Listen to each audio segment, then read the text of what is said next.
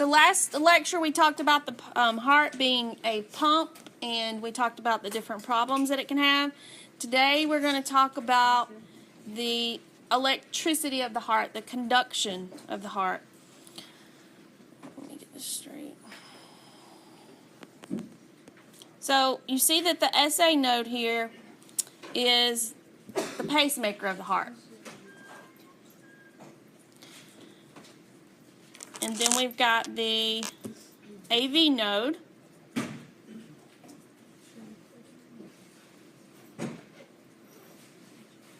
The SA node fires are usually 60 to 100 normally.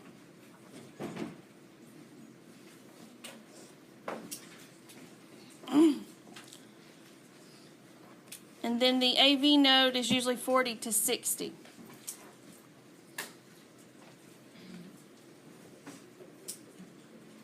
This is kind of a review, right? Y'all talked about this in level 2? Or even in anatomy? Yes. But I like to at least review it a little. I'm not going to spend a lot of time on it, but it's good to at least review a little. So that is just, the little yellow lines is just a little bit of electricity there. The SA node goes to the AV node. And then it goes down and around the bundle of His into the Purkinje fibers. And your Purkinje system, or the bundle of His, usually fires 20 to 40.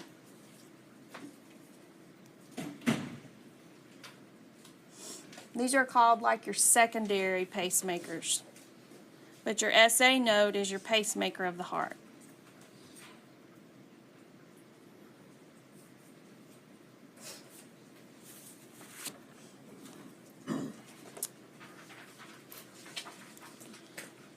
Properties of cardiac cells.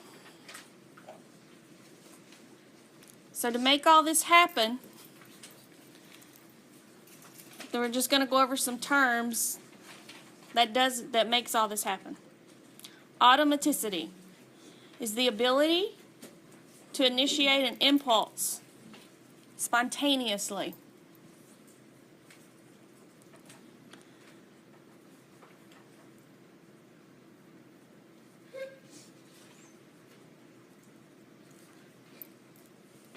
Spontaneously.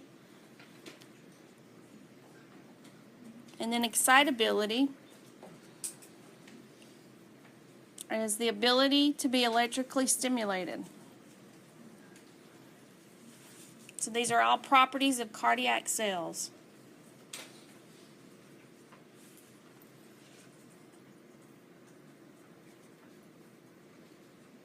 And then you've got your conductivity. So those cells can transmit an impulse along a membrane in an orderly manner.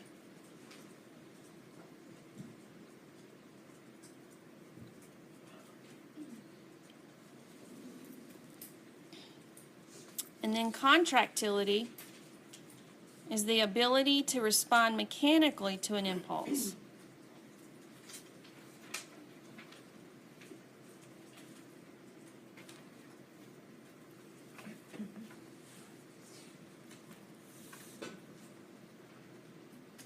So these are some amazing cells, aren't they? They do all this.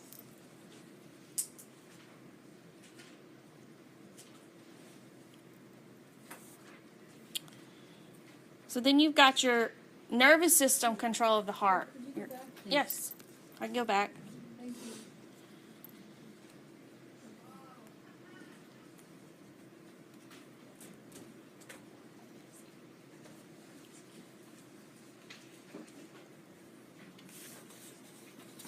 We good?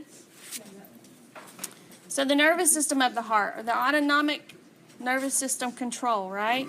You got your SNS.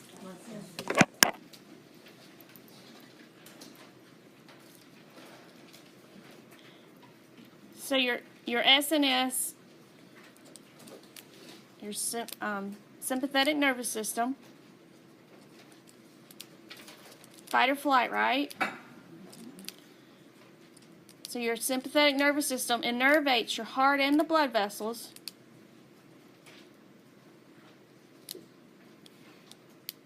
Creates increased impulse conduction of the AV node and the SA node. And then it can increase cardiac contractility. So you think fight or flight. You see a bear, everything's going to speed up, right? Or you see a fire, everything's going to speed up.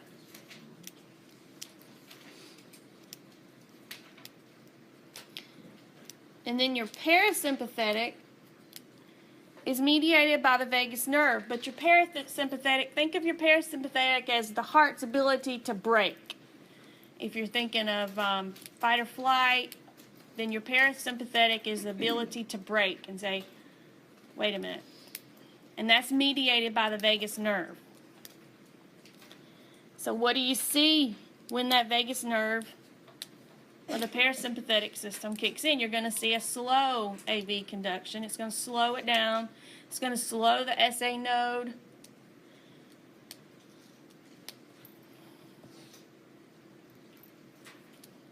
And it's going to slightly decrease your cardiac contractility. Not by much, but it will slightly decrease it. So right now I'm nervous. I get nervous before I speak. So my SNS, my sympathetic nervous system kicks in and I get a little nervous. But then my parasympathetic nervous system kicks in and it can slow me down so that I can speak slower so that you all can hear me. I'm not talking really, really fast and nervous.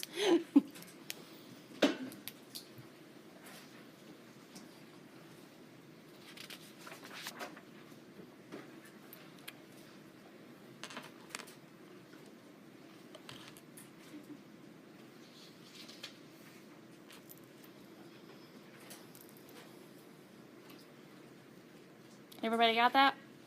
No?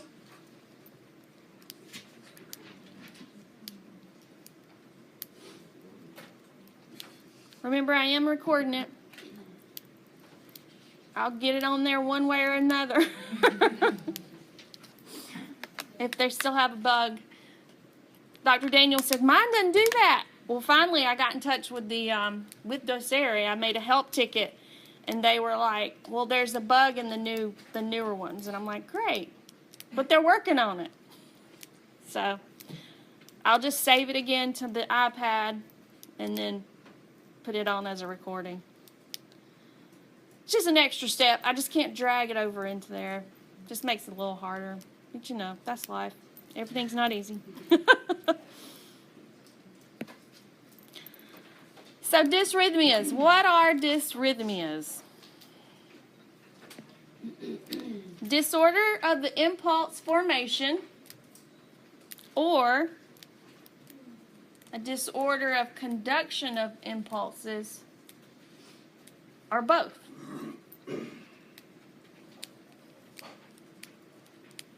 And when I say disorder of impulse formation or disorder of conduction, think back to your SA and your AV node, right? Your bundle of His.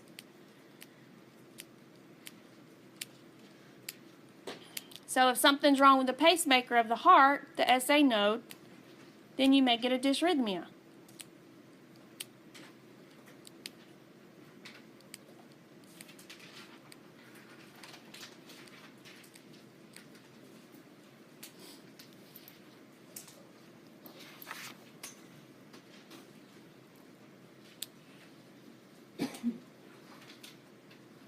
And the way that we look at the heart and find these dysrhythmias, other than someone telling you that their heart is flip-flopping or you listen to it and it sounds irregular, we can also look at it by an ECG monitor, right? And that is what we're going to talk about now.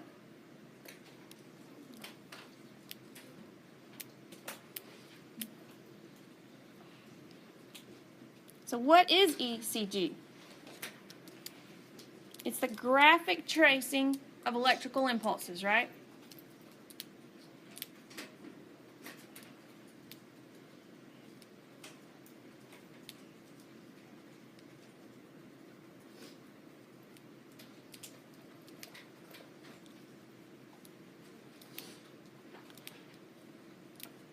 see people looking in our window. I wonder.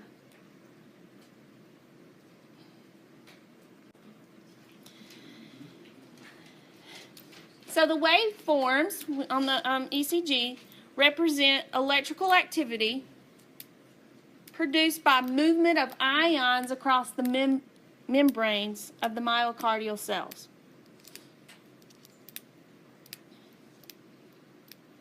Now you may hear it as ECG or EKG. We used to call it EKG, but now it's ECG.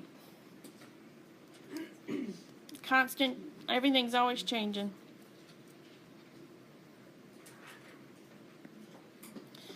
So, I made some little cells here if you want to draw. You don't have to. So I've got two cells,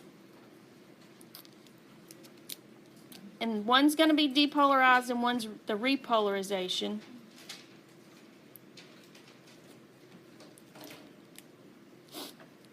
So as sodium goes into the cell, and potassium leaves, producing an electrical current.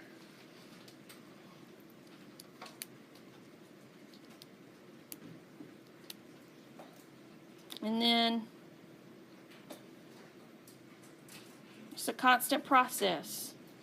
And then potassium leaves.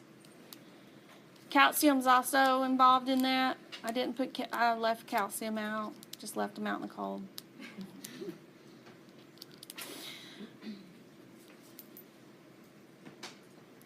But then repolarization is just the opposite. Repolarization is it's kind of like a rest in a way. Like a resting, as it rests. We're going to talk more about it.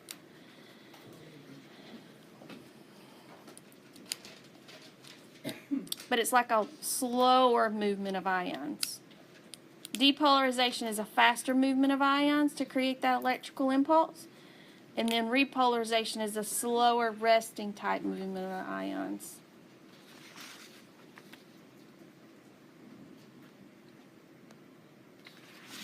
And then you get this.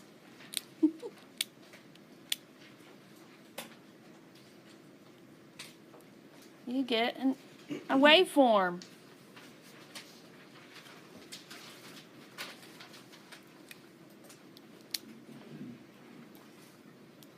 So number one is what?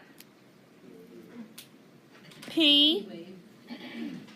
And then you've got your QRS. And then your T.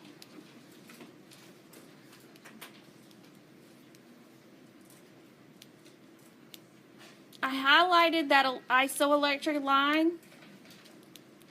If you specialize in cardiac, or you work in the CCU or cardiac care unit, you'll learn more about that isoelectric line. And if it's 1 millimeter above or if it's 1 millimeter below, you do intervention.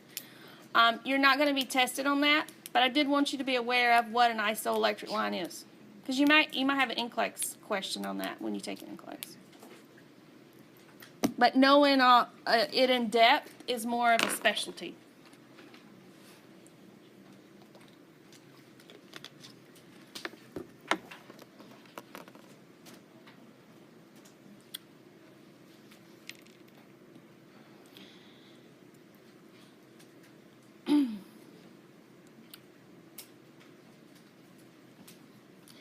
So if you can't read that at the top, it says time through the atrium. It's your P.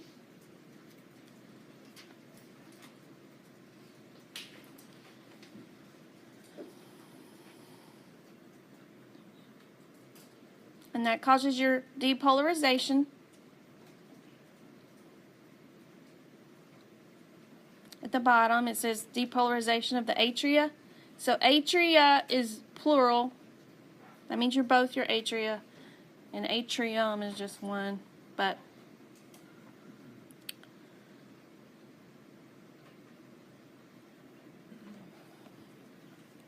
and if you want to draw this, you can. You don't have to. And then the purple there is the depolarization and the repolarization of the ventricles. And I got a better picture for you here. We're going to draw it out. Okay. So you can draw you the best to your ability. I know mine looks very elementary. It's not perfect. Definitely not an artist. But if you want to draw that in green,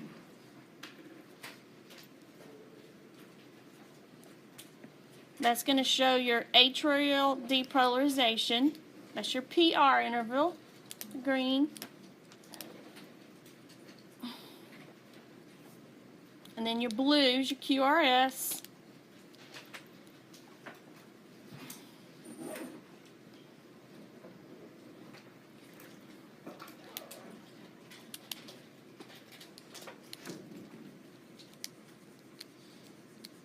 Like I said, it's not going to be perfect. Like I might not have stopped it exactly where it's supposed to stop. Row.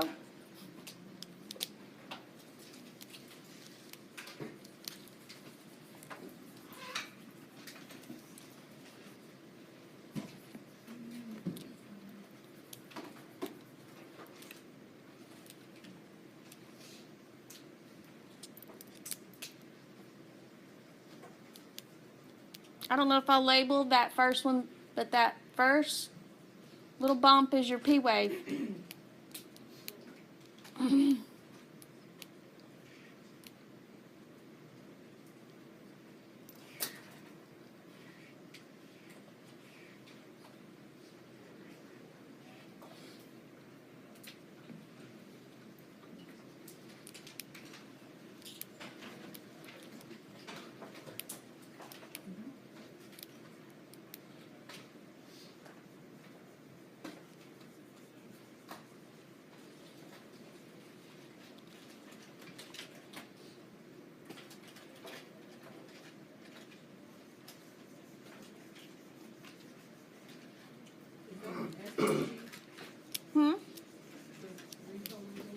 That is your T, yeah. Oh, it is your, yes.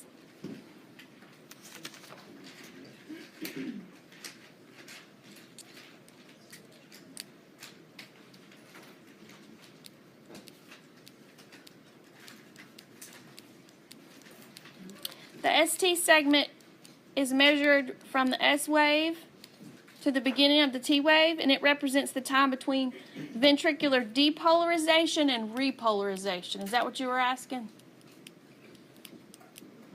Just the peak section, because I have QR for the green and QRS for the blue. So yeah.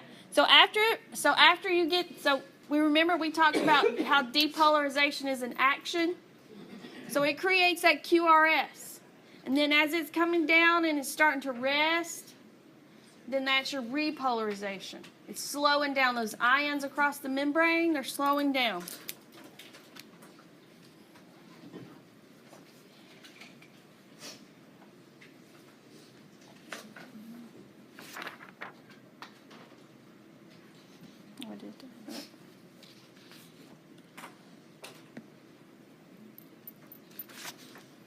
And then I just kept this. This was a slide that was previously there. It's just showing you a 12-lead EKG or ECG. So typically, it can, an ECG has 12 leads. Now, like I said, if you specialize in cardiac, you'll learn which lead, if they're having a heart attack, if they're having an anterior, inferior, you'll learn which lead to look at. But we're not going to teach you that.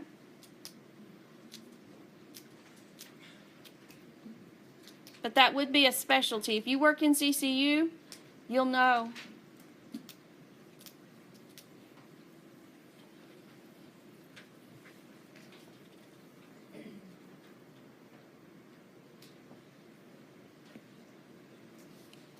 we are going to show you how. You see the 3-second markers? So if you have a 6-second strip, you've got the 3-second markers.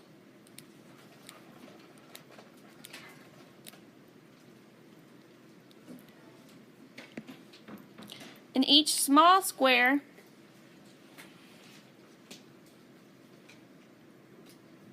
see how it's focused in on the squares? And those little dots are actually, it looks like little dots, but they're actually little small squares.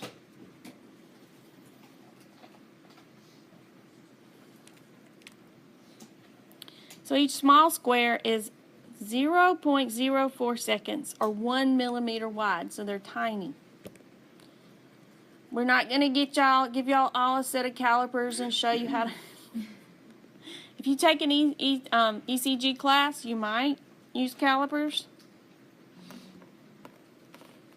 How many have taken the telemetry class at Baycare? Did you use calipers? Mm-hmm. Yeah. No, it depends on the teacher. And each large square is 0.20 seconds or 5 millimeters wide.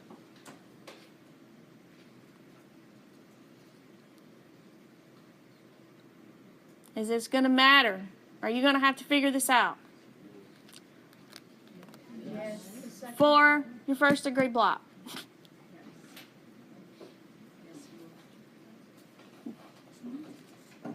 We'll talk about that when we get to the first degree block.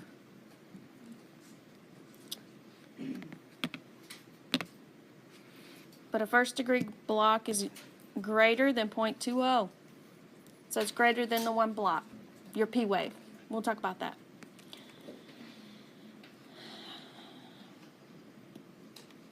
Oh, I just highlighted this to make sure you were aware that there's 3-second markers. So if you're looking at a 6-second strip, you should see those little markers.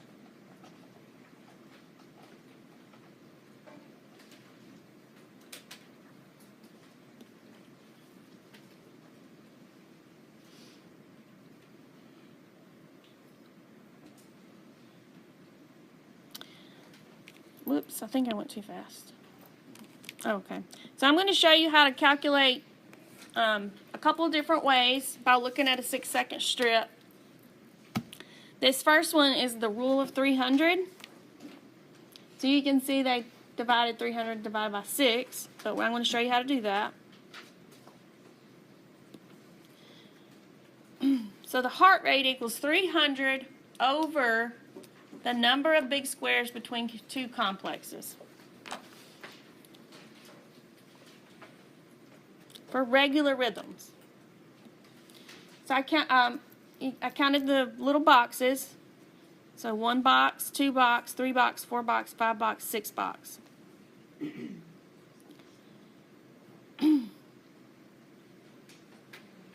300 divided by 6 equals 50.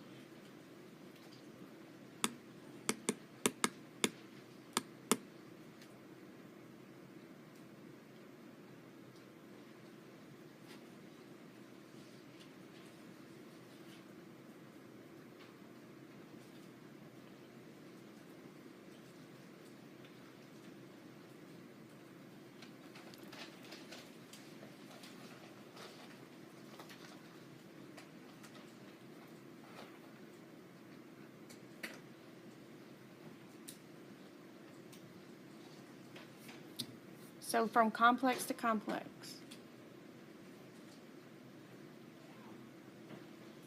And then the one I like is the 6-second interval. Where you just count the complexes. To me, that was the easiest. So you count the complexes, and you've got 7, so the heart rate's 70.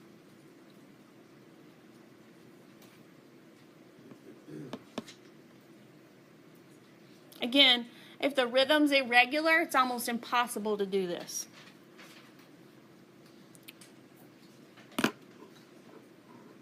So one quick way to see if it's regular, you can eyeball it to see if it's regular, but you can also take a piece of paper And you can mark it. And then mark the next one. Wait, I did that wrong. So you can mark it, and then see if it's regular. Hold it to it. And that's a quick way to do it too. See if you have a regular rhythm.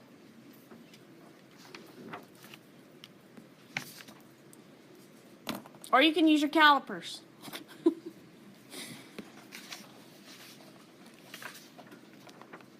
But a lot of times an irregular rhythm, you can almost see that it just doesn't look right. But if there's a question, you can always just pull your paper out and mark the rhythms real quick.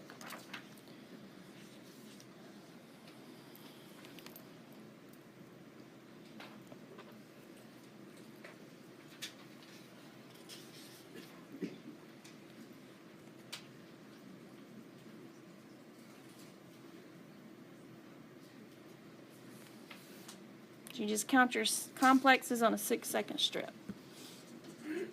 Artifact. I know you all have heard of Artifact. You've probably taken care of a patient. If you've worked on telemetry or did any clinicals on telemetry, and the nurse or someone at the front will say that's just Artifact.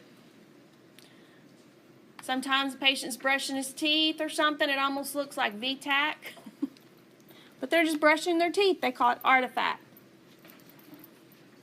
One way to prevent this is to check your equipment, right? Or that's the first thing you want to do is check your equipment. Not really prevent it, but check it. Is the skin oily?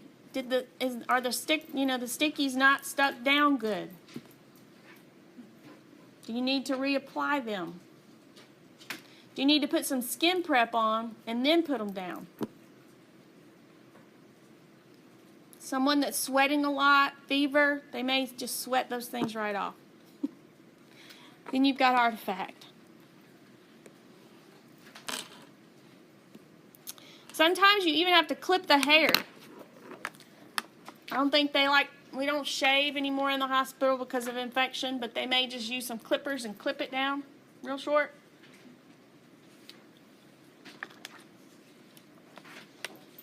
So that the electrodes will stick. Again, skin prep. Skin prep's great for helping those things stick if you have any problems.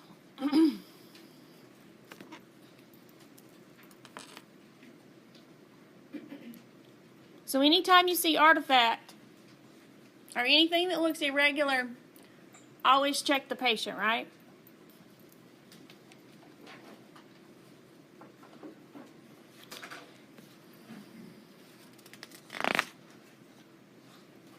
Now, how are we going to assess the cardiac rhythm?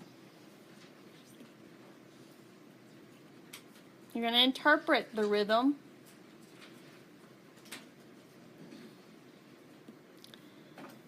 You're going to evaluate their clinical status. Are they stable? Are they hemodynamically stable?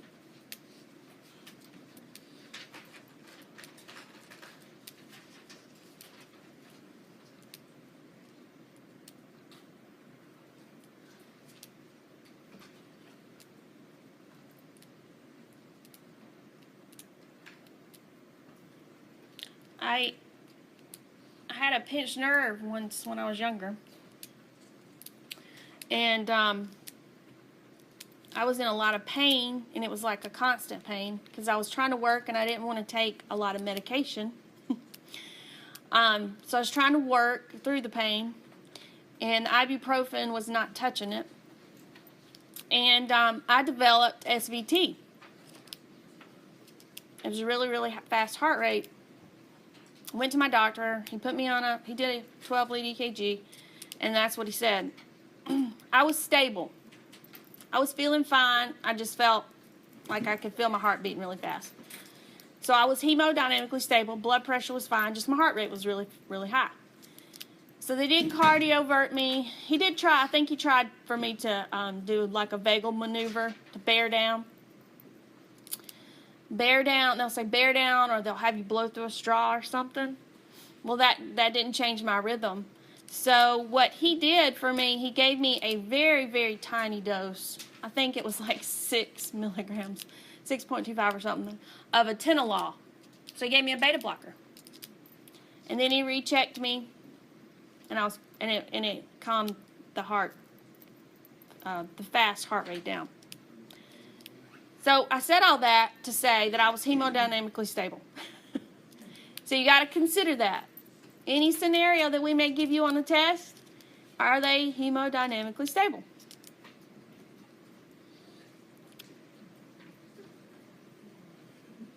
Determine the cause.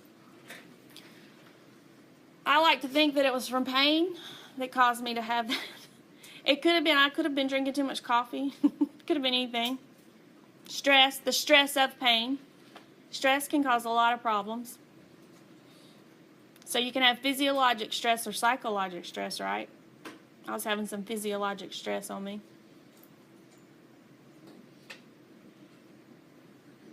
So you got to determine the cause.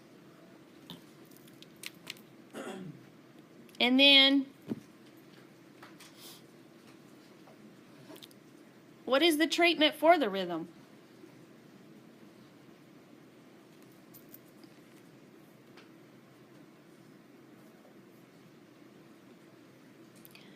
Check your isoelectric line, like I said.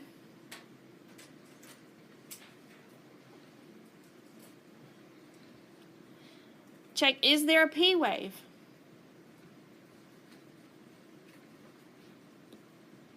Is the QRS wide? Anytime the QRS is wide, that's not a good sign. We'll talk more about that later. And remember, treat the patient, not the monitor.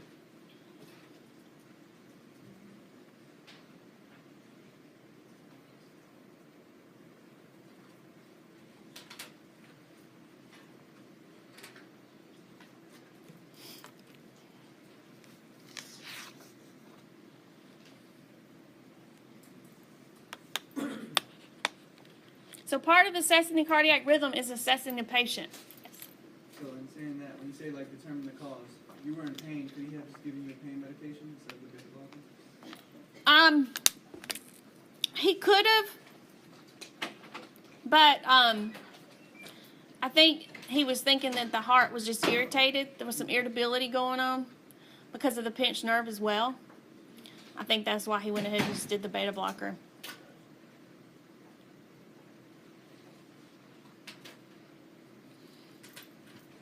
Eventually,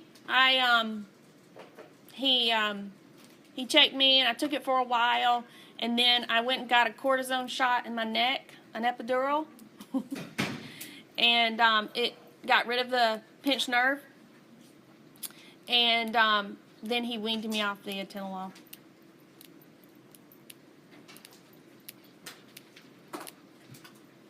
He was joking around. He said that in medical school, instead of taking like a benzodiazepine for anxiety, like before they had to speak or something, they all would take a beta blocker because it slows down the SNS system. Who would have thought? Beta blocker for anxiety. But that's what he said they did because it didn't have hardly any side effects.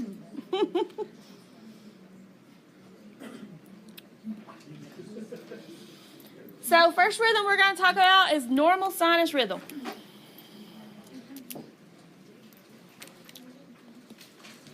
Your sinus node fires, right? 60 to 100 beats per minute.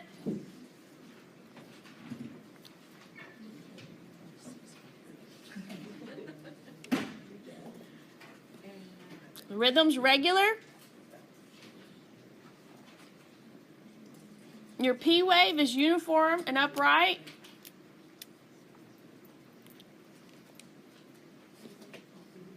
And you always have a P that precedes the QRS.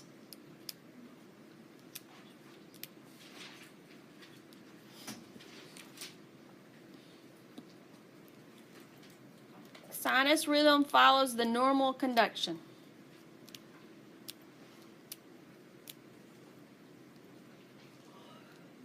Is there a normal In cardiac rhythms, yes. Normal sinus rhythm.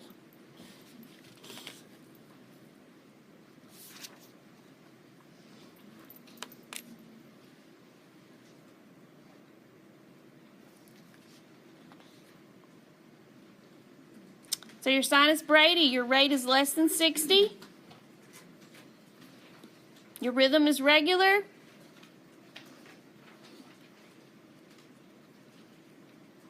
Your P waves, uniform and upright.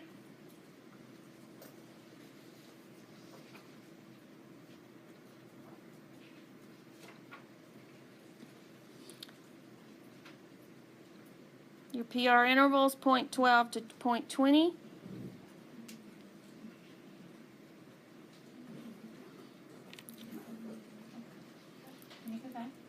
Yep.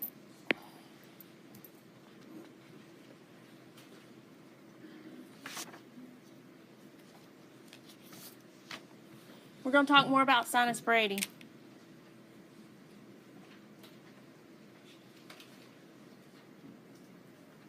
I have a whole slide to fill up. So what is it? Its clinical significance depends on how the patient tolerates it. Again, you can have an athlete that's sinus Brady all the time, right? Sometimes you can have a patient that just has a vagal response and they Brady down. You ever heard of anybody passing out on the toilet? Because they had a vagal response while they were going to the bathroom? That happens.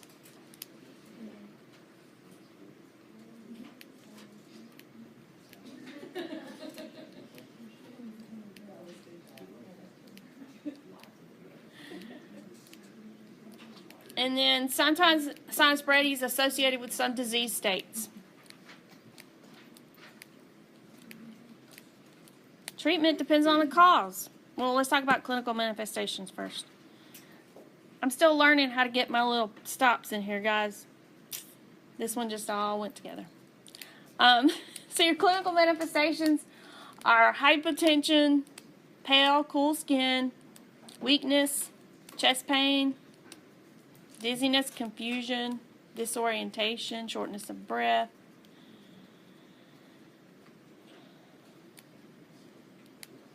And again, your athlete may not have any signs and symptoms. That just may be normal for them.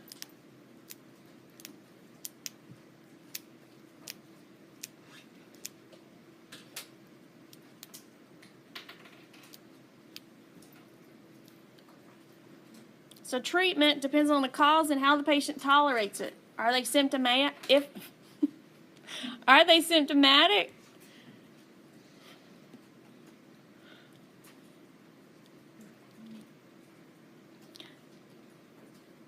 Symptomatic treatment. Who knows what the symptomatic treatment is? Atropine, right? Discontinue the drug that might be causing it, if they're Brady from a drug. And then they may even get a pacemaker.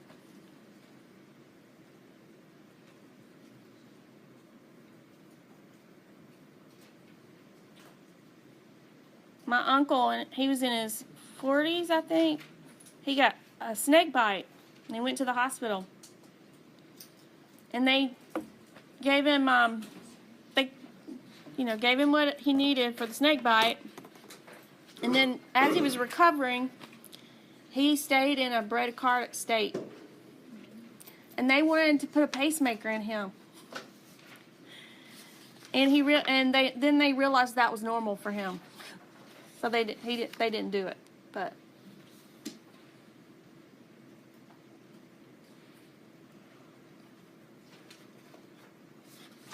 that was years ago. I don't think they do that now.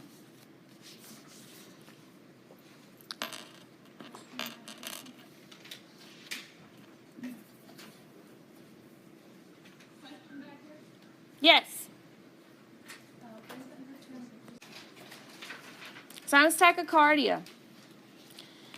Your rate is 101 to 200. Rhythm's regular.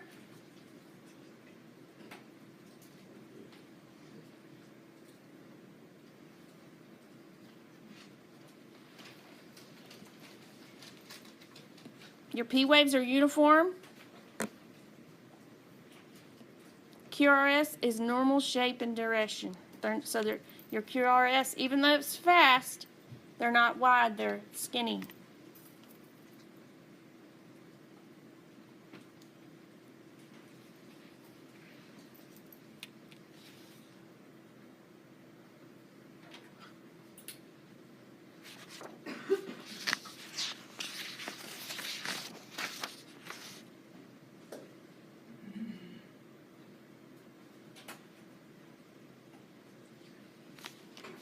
What is its clinical significance? It depends on the patient's tolerance of the increased heart rate. Drugs can cause increased heart rate, legal and illegal.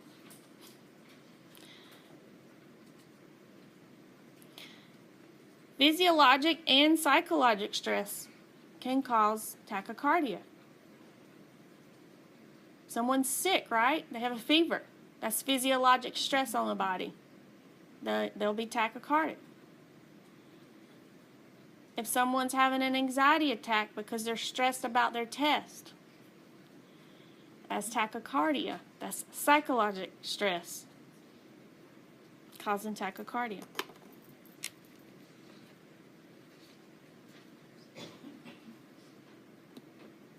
Occasionally, they'll have vagal inhibition, which means they don't vagal down. Their vagal response is not working, and it can cause tachycardia.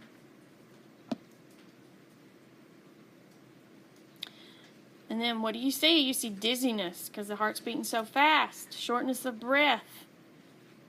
You can see hypotension and even chest pain in CAD patients.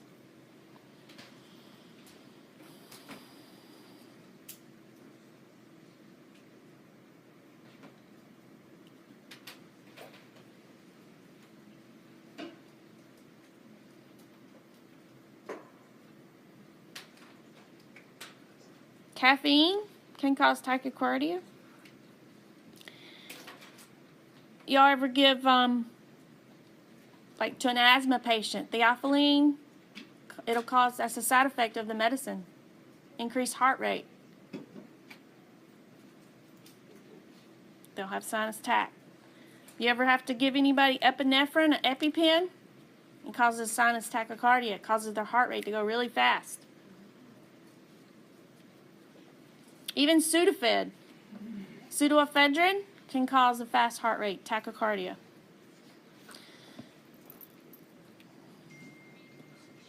So how do we treat them? Well, you treat the underlying cause, right?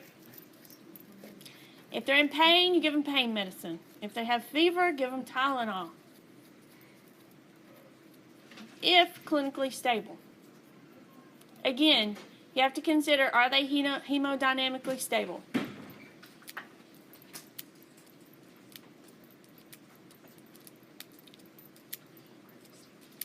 You can't even give a beta blocker. You can. Can be given to reduce heart rate and decrease myocardial oxygen consumption. Can you repeat that? If they treatment can include a beta blocker.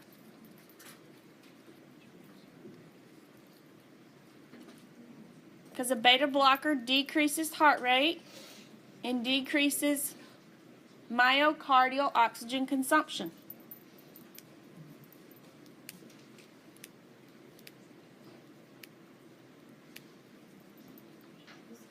Yes? Hypotension. So first degree AV block. Your rate is normal, 60 to 100. Rhythm's regular. But see how long this is? It's a box and a little bit more than a box. Remember I said a box was 0.20? So your P wave, PR interval is long in first degree AV block. This is it from the beginning of the P? Yep. Okay. So it's just a delayed signal. Yep.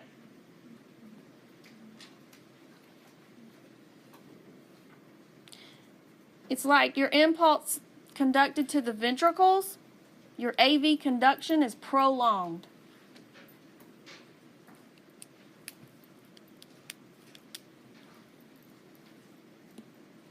So your PR interval is greater than 0.20.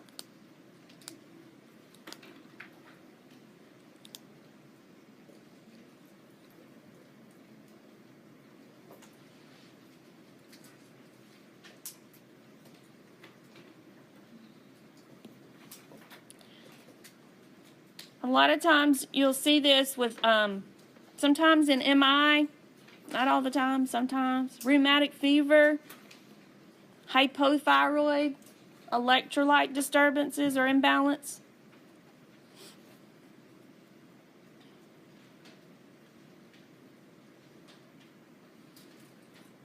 This is not an emergent. Drugs sometimes can cause it. It's not an emergent thing. Usually, I mean, there could be a case where the patient's unstable, but most of the time the patients are stable.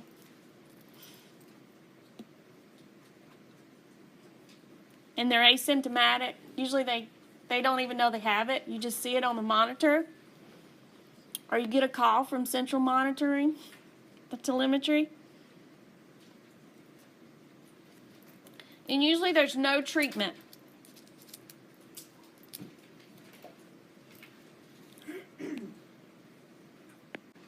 PSVT. Your rate is 150 to 220.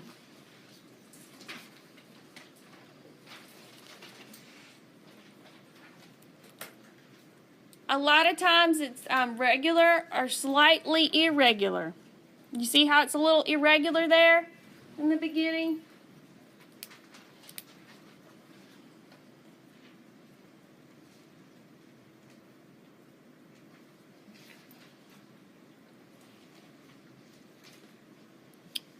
The P wave is often hidden in the T wave.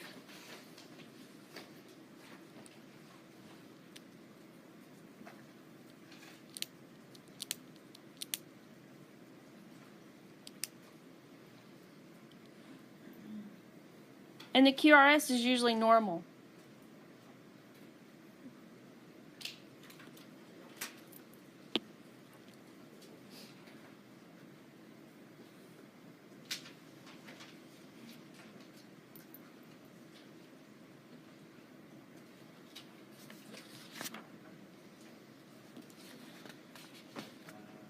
So what is it?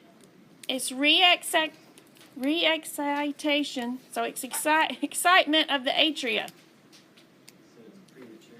Right. It's above the ventricles. So supra, think above the ventricles. Think atria.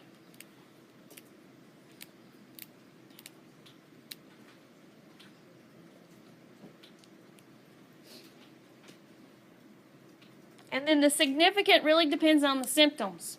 Again.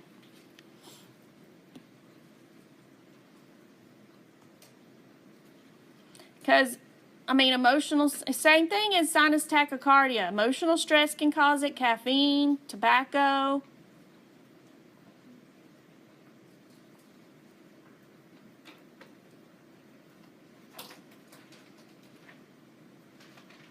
Overexertion.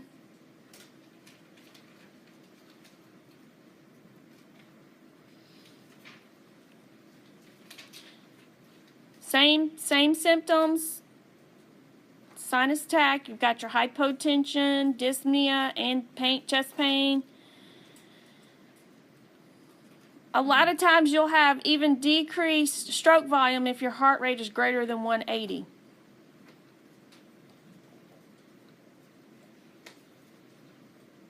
Anytime it's beating really, really, really fast, though, you've got decreased cardiac output because the ventricles are not filling fast enough. The heart can't do its job.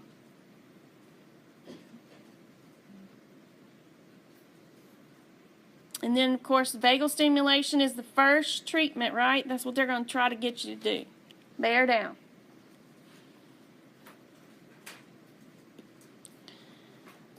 Okay, and then the treatment of choice is what? IV adenosine. Adenosine. Adenocard. Has anybody ever seen that done?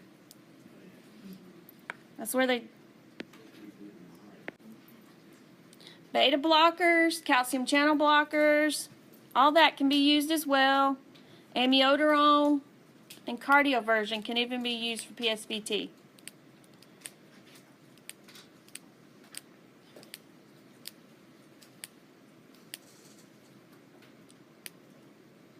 Sometimes they'll try cardioversion. If that doesn't work, they'll hook them up to like an amiodarone drip.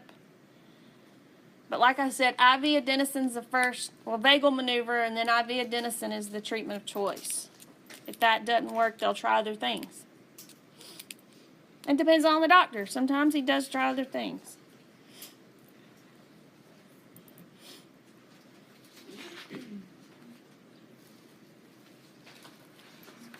So AFib, atrial fibrillation. See how the rhythm is just kind of fibrillating?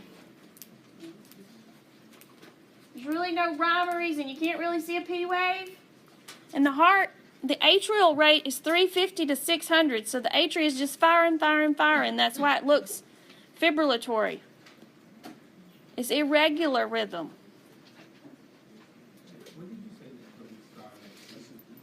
The IV adenosine is the treatment of choice for SVT.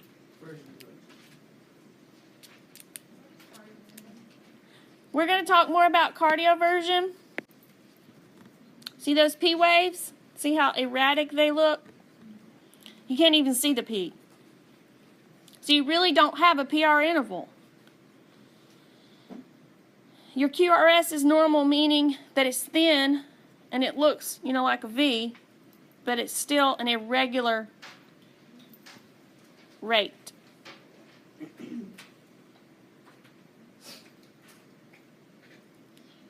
So what do we do? What exactly is the clinical significance of it? So your P wave's erratic, wavy, irregular, and it's the most common dysrhythmia associated with age. So you'll see a lot of older people have this, AFib. It increases, your risk increases with age. Oftentimes it occurs with an underlying heart disease. That's a heart there that I drew. Looks like a dot kind of, but it's a heart. So it occurs with underlying heart disease, electrolyte disturbances, stress can cause it.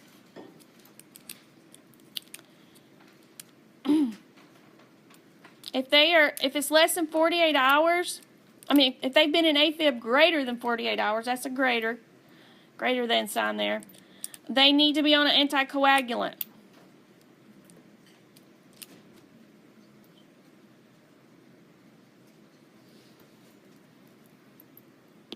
Do you want to know?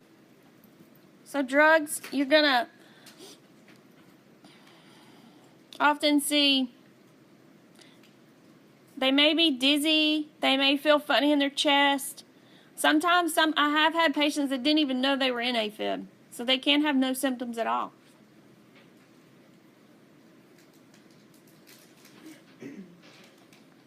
So what is the treatment? Drugs to control the ventricular rate. Or you want to convert them back to normal sinus rhythm.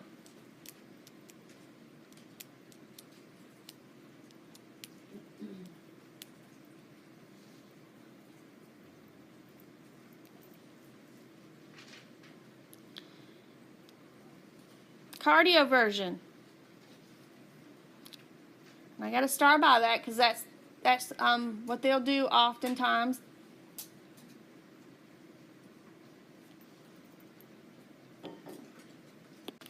Synchronized cardioversion When I say synchronized, you want the sync button on. So it's just a regular defibrillator, like what you use in a code, but your sync button is on when you cardiovert.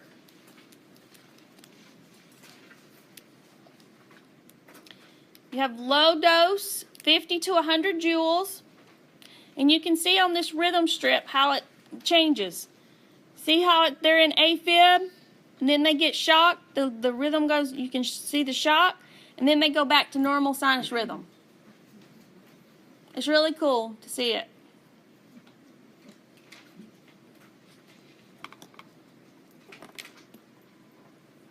I made a little mark there to make sure your sync button is on.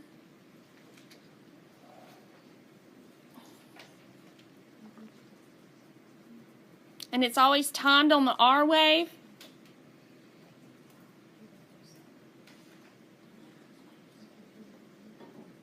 And it could be emergent or elective.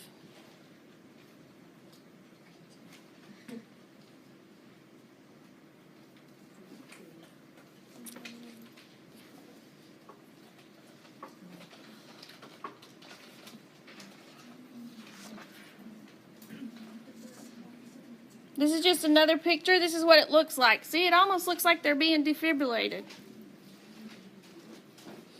But they're actually being cardioverted because it's in sync mode.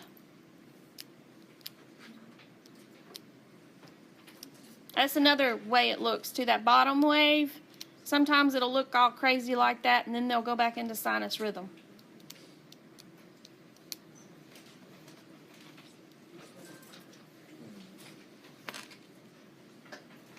Aren't they given a couple drugs? Yeah,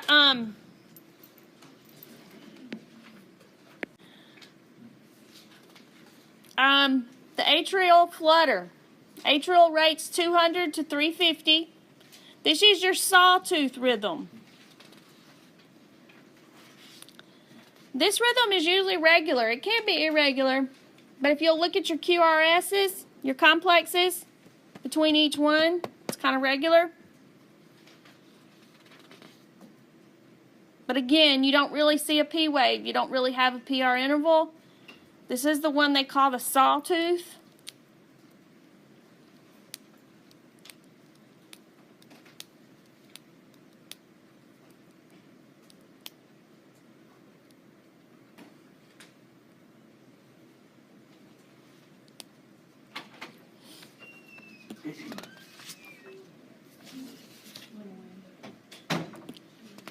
So what is it? It's typically associated with disease, CAD, hypertension, COPD.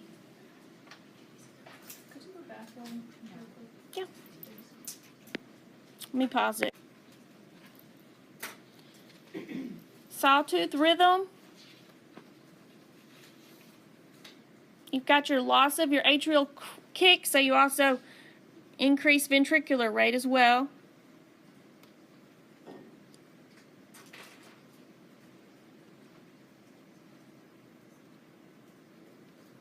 Same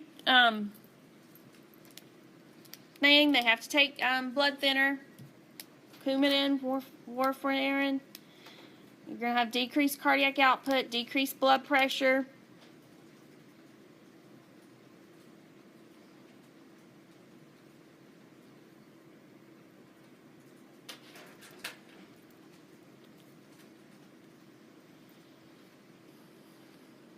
Antidysrhythmics. Also, you've got your calcium channel blockers, beta blockers. What are some antidysrhythmics?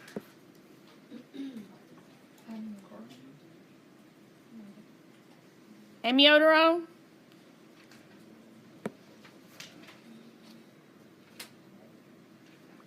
Corvert or Albutalide? Flecainide? Those are antidysrhythmics. Your calcium channel blockers are what? Cardizem, Diazem.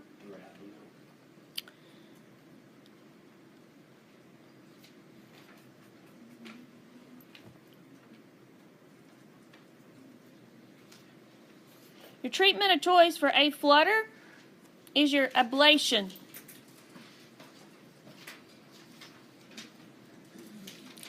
Catheter ablation therapy.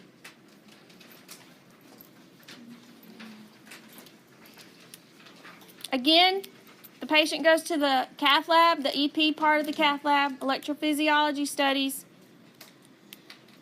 I have seen this procedure take up to 10 hours because the interventionalist, the specialist that does this, they have to find the pathway that's causing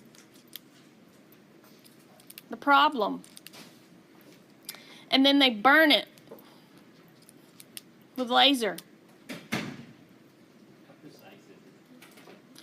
I have seen it work wonderfully for some people, and other people